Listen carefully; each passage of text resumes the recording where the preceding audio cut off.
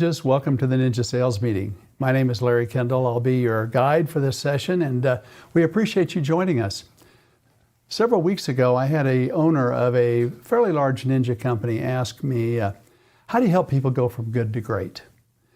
What are the steps that they need to do? And I said, well, first of all, let's define good and let's define great. And so we talked a little bit about it. You know, the national average for number of transactions is about 6. So we came up with good would be, double that, 12 to 24 transactions a year, depending on your market. I realize in the luxury markets, you can do 2 or 3 transactions and do very, very well. But if we take the average sales price in the United States of around $500,000 or so, 12 to 24 transactions would be pretty good in this business. But then there are ninjas that are doing 50, 80, 100 transactions a year. Making $500,000 to $1 million or more a year. What are they doing different? What is the path to mastery of going from good to great? That's what this session's about. But first, remember, it's another day in paradise. Or as Paul Simon said, these are the days of miracle and wonder. So take a moment to give thanks for the day.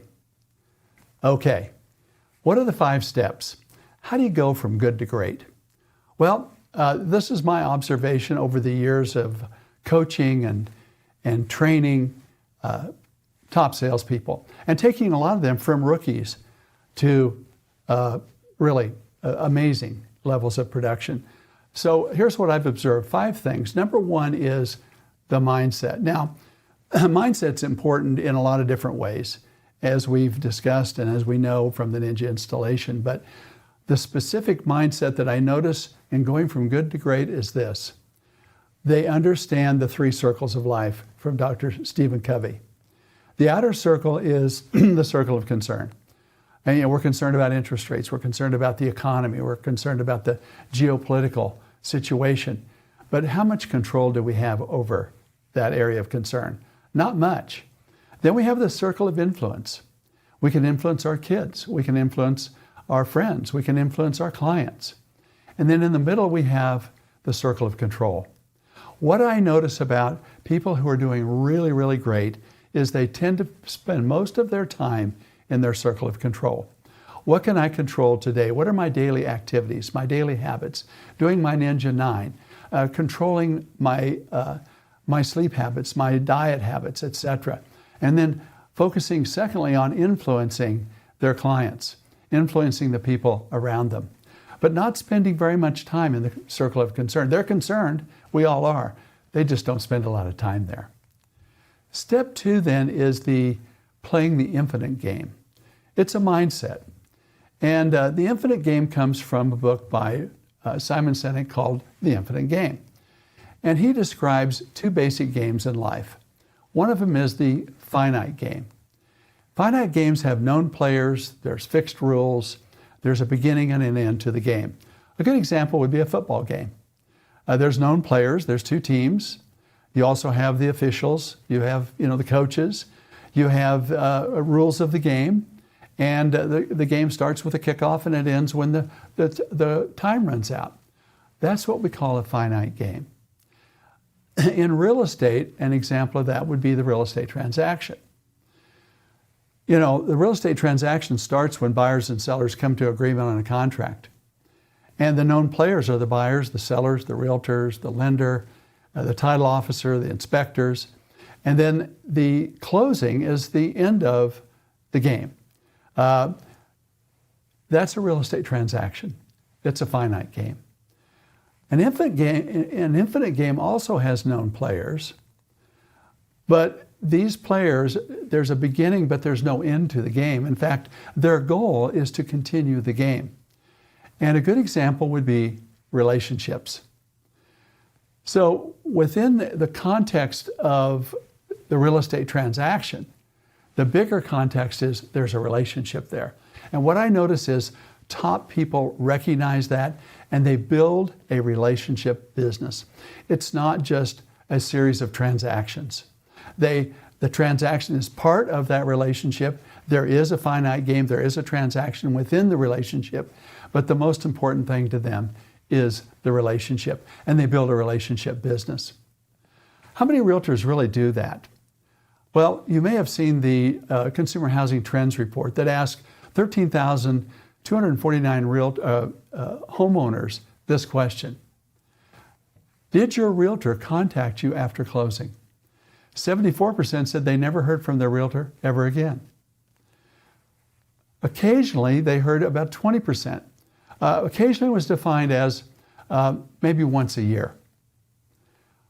On a regular basis, defined as about once a month, only 6%.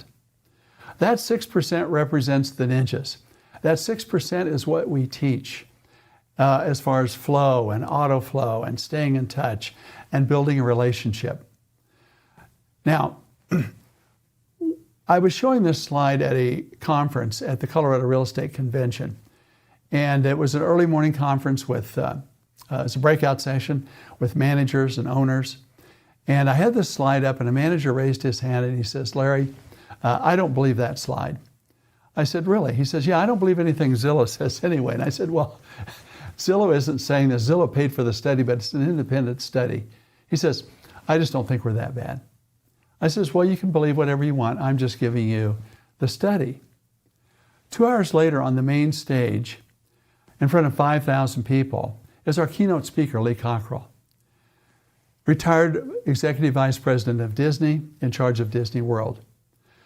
He's given this incredible talk on leadership and on customer service, and partway through he just stops, and he looks down at his feet, and he looks back up. He says, can I share an observation about your industry? My wife and I have purchased 11 homes in our lifetime. We've never once had the realtor connect with us after closing. You could have heard a pin drop in that room of 5,000 people. And I was looking for that manager. Guess what? Our industry is that bad. Our industry is transaction focused, not relationship focused. Not one of those 11 realtors chose to build a relationship with Lee Cockrell. It was just a series of 11 transactions. And why is that? Well, realtors tend to have a transaction mindset. You know, their mindset is that they bought their house, they're good to go for the next 7 to 10 years. Where's my next deal? In fact, have you ever heard a realtor refer to somebody as a past client? That's unique to real estate in my experience. My accountant, my doctor, my insurance agent, they don't refer to me as a past client. When you're transaction oriented, you see people as past clients. But here's the challenge. If you see them as a past client, what does that make you? It makes you their past realtor. And so there you are in that transaction mindset, that finite game. The top producers understand there's a bigger game than just the transaction. It's called the relationship game, the infinite game. Relationship and referral focused. You know, everybody that we work with, the surveys show that they know an average of 5 people who will move this year. And so how do we access and earn those referrals? And referrals are not built on asking for referrals. Referrals are built on relationships.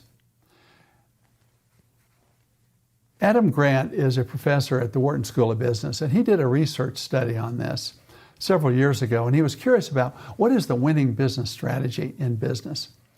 And then he wrote a book about it called Give and Take. What he discovered is there's 3 basic strategies. One of them is what he calls the giver strategy, which is how can I create value for somebody? The second is the taker strategy. How can I extract value from somebody? And the third strategy is the matcher strategy. I'll give you something in return for you giving me something.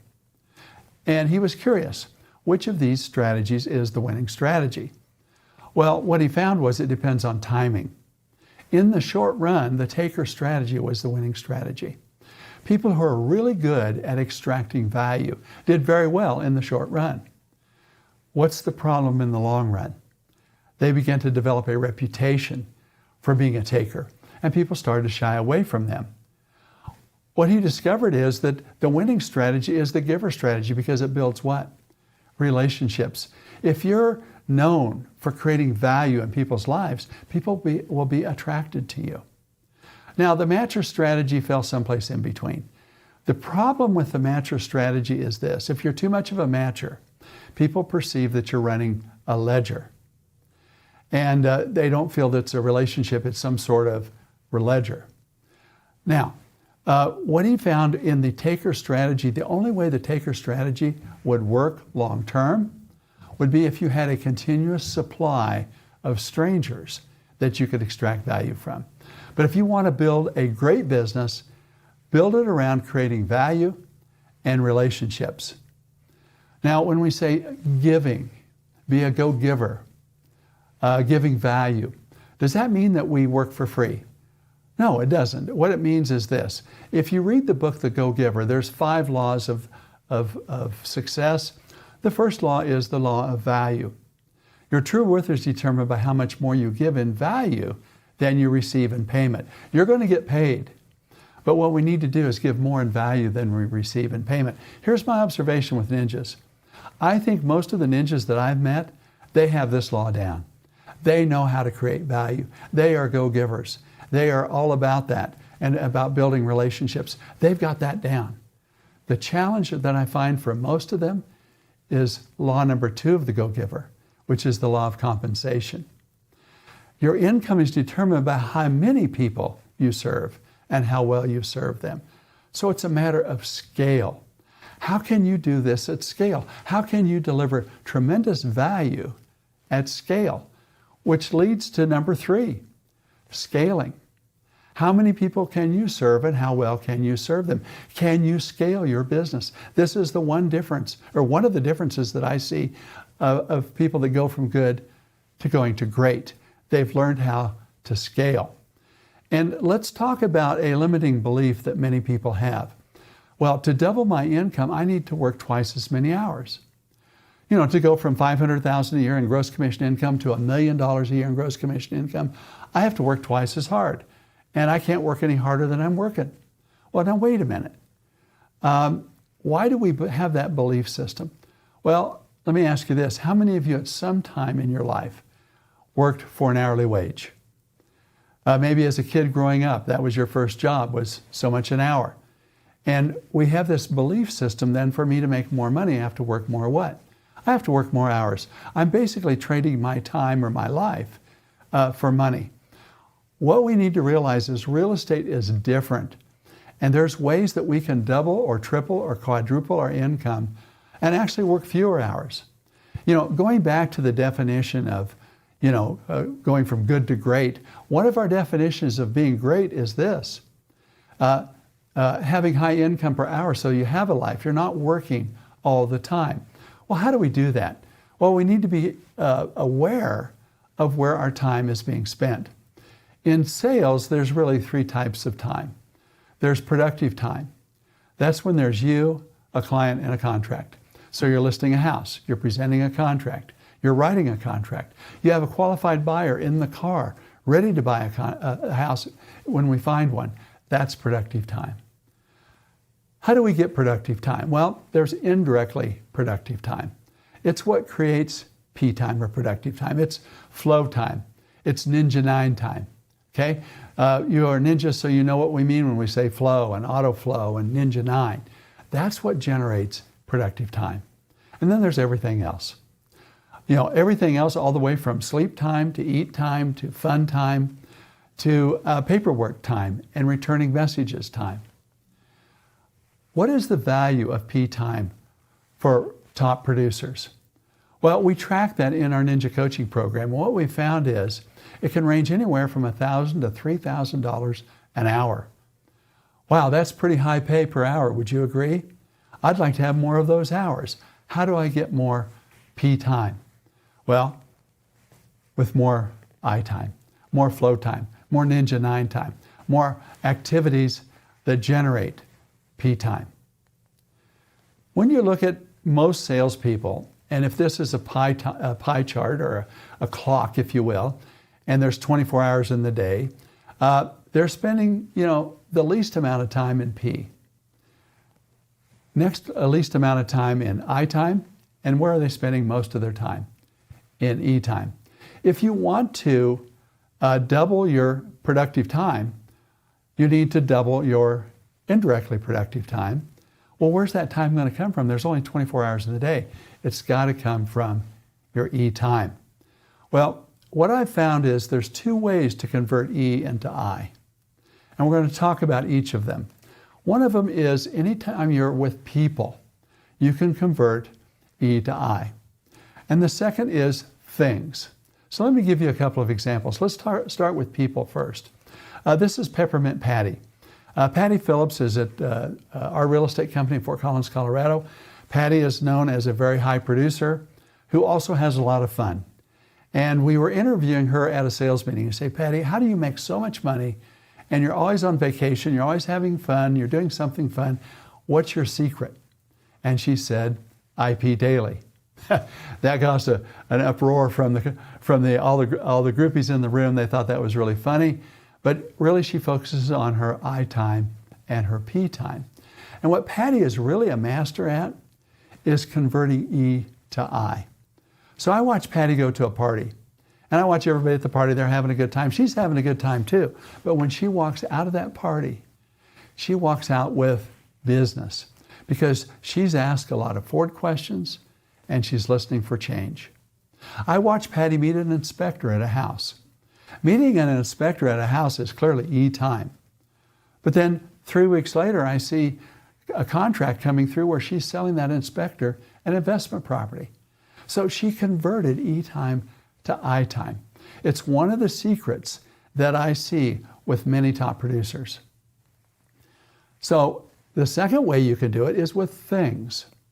You know, if you look at your P&I, it generally requires a real estate license, but E time can generally be accomplished by an assistant. An assistant can handle the things. You handle the people, they can handle the paperwork. You know, what's interesting is many real estate agents think that nobody can do it as well as they can. And they're resistant to hiring somebody to help them. You know, nobody can plant a yard sign as good as they can plant that yard sign. Well, come on. If you want to go to the next level, you're going to need to look at hiring somebody to help you. Here's a suggestion that I would have. For 1 week, carry a deck of 3x5 cards. And every 15 minutes, write down what you're doing. Do that for a week. At the end of the week, go to a dining room table, spread all the cards out on the table and put them in 3 piles. A P pile, an I pile, and an E pile. Scoop up the E pile and guess what? That's the job description for your assistant. Let me show you an example of what can happen if you really understand Pi time and track your time. This is Paul Schneider. Paul's a friend of mine. He's in Fort Collins, Colorado. You can see here his time log. Paul simply at the end of the day logs in, when did I start work? How many total hours did I work today? Well, 5 hours. How many of those hours were P time? 1 hour. How many hours were I time? 2 hours. And then he puts it in a simple template that calculates his hours for the week. Now, this template will be available to you when we send you the reshowing of this sales meeting. You'll have a copy of that, and you can use it as well. Let's summarize what that does. You can see here with Paul, for the month of March, his productive time was worth $2,609 an hour. His total hours worked, he worked 181 hours of all times, P, I, and E, for the month. His total hours was $418 an hour. He has income for the month of March of $75,675 and pending for next month, $46,440. And here's the key. He averaged 42 hours a week. Paul is married, has a family. He's also president of a nonprofit that was doing a fundraiser to raise $12 million for a new facility. He has a life, and yet he has a great business. Paul is on that path from good to great. By the way, there's another limiting belief along the lines of hiring an assistant, not recognizing the difference between expense and investment. I hear this all the time. Well, I don't have the money to pay an assistant. I don't want to incur that expense. They see an assistant as an expense. Done properly, done the ninja way, that assistant is what? An investment. Okay, step 4 then, let's redefine success. Not as, where can I go and get the highest split? Where can I go and get the lowest fees? Really define it as, where can I go? Where can I work? What can I do that would help me increase my income per hour so I can have a life? So I can have a life like Paul. What would I need to do? Well, there's 5 patterns that will increase your income per hour. One of them is simply increasing your average sales price and or your fee. So you're going to do the same number of transactions each year, but your fee is either higher or your average sales price is higher. That will increase your income per hour. Be a strong listing broker. Your listings are working when you're watching this sales meeting. They're being shown, offers are coming in, and so on. It's the greatest way to leverage your time. Number 3, volume accounts. Having that great builder account, that great relocation account, that great investor account, that can really help leverage your time. But be careful. All accounts are not created equal. Nothing worse than having a bad builder that will drain your energy. Or that relocation account that requires so much paperwork and such a high percentage of a referral fee that you're working for minimum wage. Overflow. Being able to work just with the best, the A clients. And you can refer them off the B's and C's if you want to. If you follow the Ninja 9 system, you'll have overflow. You'll have an abundance of business coming to you. Then you have some choices. Do I refer off the B's and C's? Do I build a team? What do I do? But it's a great problem to have, is overflow. And then finally, focusing on the vital few. What's called the 80-20 rule. It comes from a guy named Pareto. He noticed that on the planet, there's this 80-20 relationship. 80% of the food is grown on 20% of the land. 80% of the wealth is controlled by 20% of the people. We also see this in our daily activities. 80% of our results come from 20% of what we do. What I notice is the top people are always focusing on the vital few. They hire other people to help with the other 80%. They're focused on the 20% that's going to give them the 80%. And then finally, step number 5, do you have the grit to work the Ninja system, not knowing when it's going to work, but knowing that it will work and knowing that the results will happen? So often we have this mindset that we want instant mashed potatoes. We want results immediately. You know, if you work the Ninja system, it will work, but it takes some time. And are you willing to work the system to carry through on the commitment, knowing it works, but not knowing when the results will happen? So let's summarize. What are the 5 steps that will help you on your path to mastery? Number 1, focus on my circle of control.